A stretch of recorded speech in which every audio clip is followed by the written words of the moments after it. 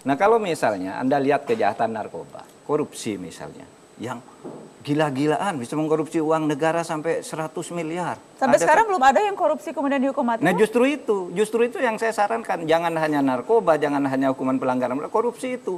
Coba bayangkan mereka bisa korupsi dengan uang 170 miliar, 200 miliar. Sementara di desa-desa itu ada ibu-ibu yang bekerja dari pagi sampai malam. Hanya dibayar 6.000 rupiah satu hari. Ngangkat pasir dari sungai, lalu dijual kepada orang yang datang dari Anda kota merasa dan kalau sebagainya. hukumannya hukuman mati itu akan dengan sendirinya mengurangi jumlah koruptor di negeri ini? Ya, saya kira akan membuat takut juga. Artinya semuanya sama spekulatif lah. Ada yang bilang, oh tidak ada bukti jera. Tidak ada juga bukti tidak jera. Karena orang yang sudah dihukum itu tidak bisa dinilai jera apa tidak. Gitu. Soal pemasyarakatan, memang ya pemasyarakatan sebagai nama, sebagai istilah yang punya nilai baik. Bahwa agar manusia itu bisa kembali ke tengah-tengah masyarakat. Tetapi tidak pernah konsep pemasyarakatan itu menyatakan menghapus hukuman mati. Gitu. Tetap itu dimungkinkan hukuman mati. Mau bicara atas nama Tuhan, itu hak Tuhan mencabut nyawa. Tuhan sendiri sudah memberi mandat. Termasuk memenjarakan orang itu kan hak Tuhan juga. Memenjarakan orang itu melanggar hak asasi juga. Tapi karena oleh undang-undang diperintahkan manusia bisa memenjarakan orang, penjarakan saja. Oleh Tuhan manusia diperintahkan membunuh orang yang melakukan kesalahan tertentu, ya dihukum mati juga. Itu mandat Tuhan juga. Oke.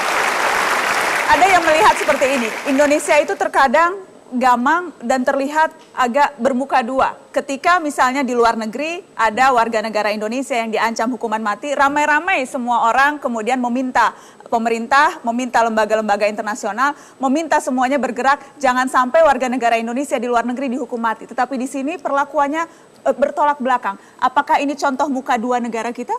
Tidak, itu wajar saja. Kita minta ke Arab Saudi agar tenaga kerja kita dengan dihukum mati. Minta agar tidak dihukum mati, tetapi tidak pernah minta kepada pemerintah Anda hapuskan hukuman mati, tidak, malah mendorong. Beda. Jadi bukan muka dua. Bukan muka dua, itu muka satu. Muka satu. Muka Ada satu. tanggapan?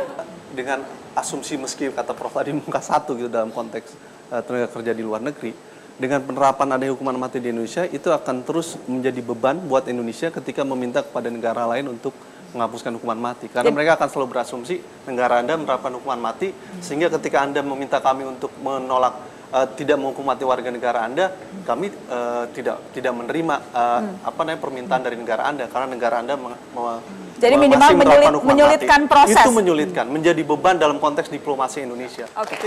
Baik. Polling Mata Najwa untuk di akhir diskusi kita malam hari ini, apakah Anda setuju dengan hukuman mati setelah mendengarkan argumen? 1 untuk setuju, 2 tidak setuju. Ya.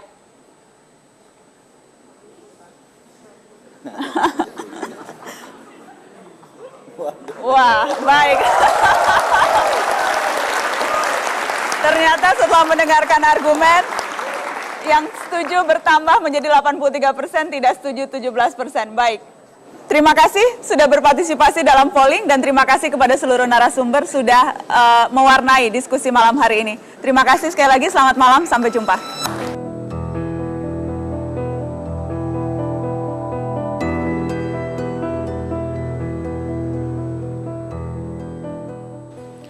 Pelajaran apa dari hukuman mati ketika efek jera justru lebih banyak menjelaskan sanksi? Benarkah hak hidup tak bisa diderogasi meski kejahatannya demikian tak terperi? Dengarkan pula sisi korban. Keadilan terpenuhi saat perampas hidup terbinasakan. Hukuman mati butuh sistem hukum yang bersih dan mutu peradilan melampaui setitik pun keraguan. Apakah hukum Indonesia punya yang dibutuhkan? Sebelum berdalil soal keadilan dan mati sebagai hukuman. Bagaimana kita bisa mencabut nyawa? Padahal silaf dan salah adalah manusia. Peradilan sesat bukan sekali terjadi, sementara nyawa manusia tak bisa terganti. Hidup manusia tidak dianggap mulia, ketika membunuhnya menjadi lebih berguna. Jadi apa pelajaran tembak mati dan tiang gantungan? Berikan jawaban kematian, bukan perdebatan yang menyimpan keraguan.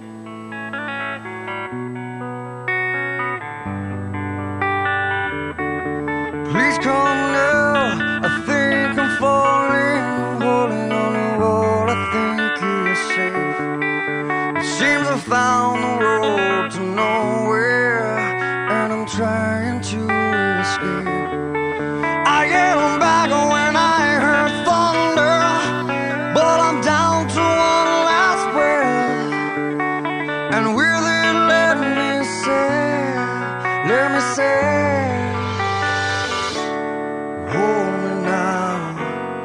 I'm 6 feet from the edge, and I'm thinking maybe 6 feet ain't so far down.